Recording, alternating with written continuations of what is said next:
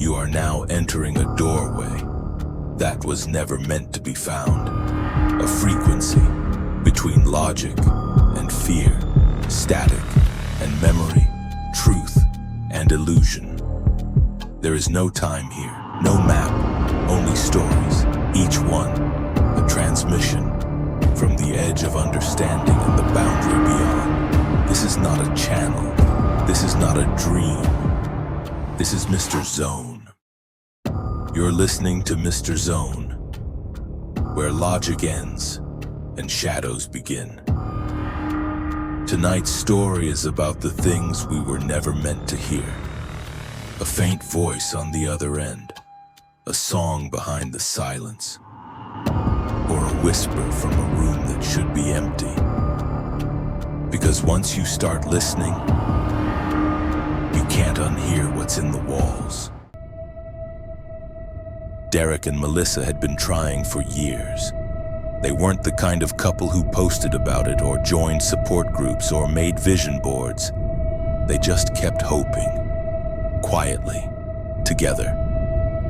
When they finally heard the heartbeat, they both cried, more from disbelief than joy. They moved to a house just outside the city, old but clean. A good street, good bones. Melissa called the nursery her dream room. Derek just nodded and painted the walls. She was still working nights at the hospital, but he'd started nesting early, wiring the outlets, checking for drafts, buying things they wouldn't need for months. So when the baby monitor went on sale, basic, no camera, just a speaker, he bought it. No need for smart features, just something to test the range. He placed the transmitter on the dresser in the nursery and turned the receiver on beside their bed. At first, just static, a soft, steady hiss.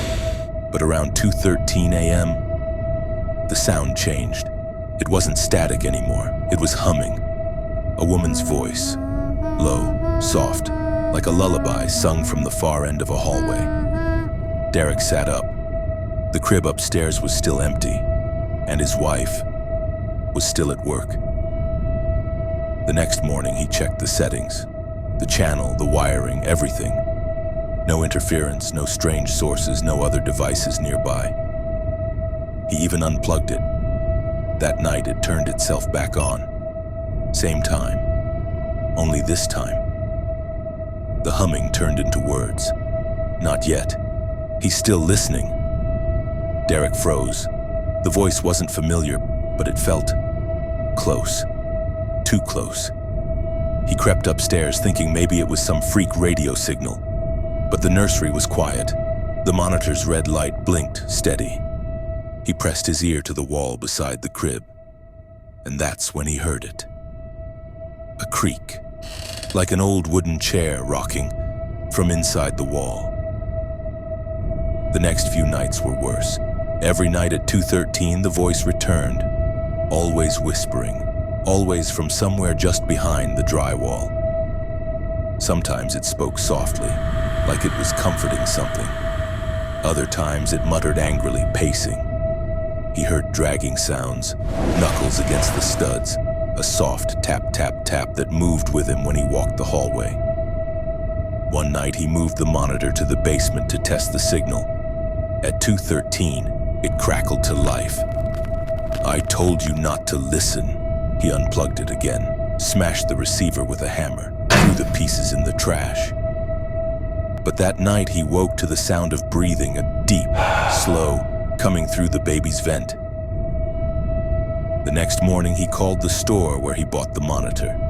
The clerk pulled up the model number and raised an eyebrow.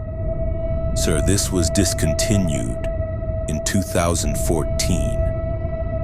"But I bought it this week," Derek said. The clerk stared.